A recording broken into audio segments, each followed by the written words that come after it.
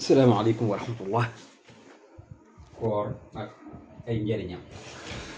wàllu wér gi yaram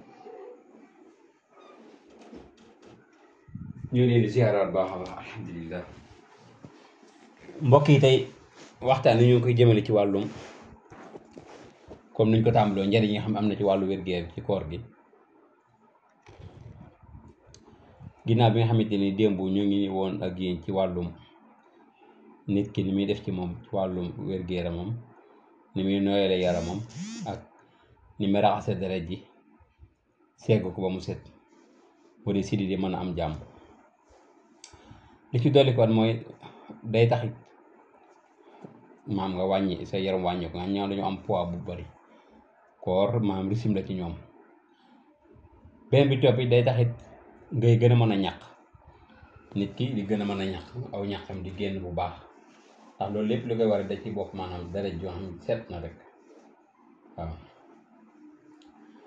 léegi nag kon bu loolu amee kon faaw nit ki mu ni kon xanaa dana perte ndox waaw di nga ñàkk ndox seen ndox dana wàññeeku waaye ndox mi nag wàññeeku boobu muy wàññeeku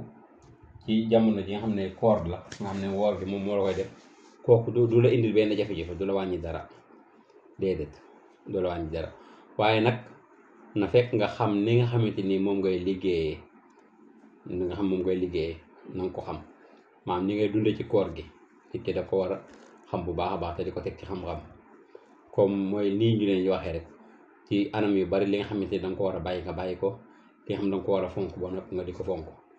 ba tey koor googu dana tax nit ki doomu aadama yu xolam day féex ba noppi gën a mën a dund ndax liggéey bi nga xam daana ko sonn ci nit ki bu wóorul di lekk suba ngoon guddeeg ba cëg ci waxtu yooyu yëpp koor gi xol bi day am liggéey bu muy liggéey boo xam ne bu fekkee ci koor gi la day dallu bu baax a baax a baax ci wàllu woowu nga xam ne liggéey bu bari moom xol boobu dootu ko def te loolu yi daf koy jural noflaay ak féex ba tax na mën na koo jural beneen ngañaay boo xamante ni ci wàllu xol bi deret ji ni mu ko daan tiiree ak yooyu yëpp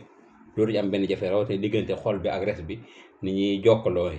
loolu lépp da ci am jàmm nga am nooyam day gën a woyof ci moom alhamdulilah. ni leen ko waxee woon rek yi nga xam dañ ko moytu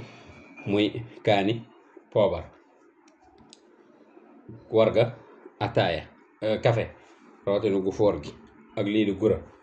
li nga xamante ni war nañ ko fonk baax a baax it mooy lu mel ni lijum ak fur wi ba ci dox moom ñoo xam ne da nga koy manqué it loolu dala koy remboursé waat tey dalay dimbale ba wàllum nu mu tuddati seere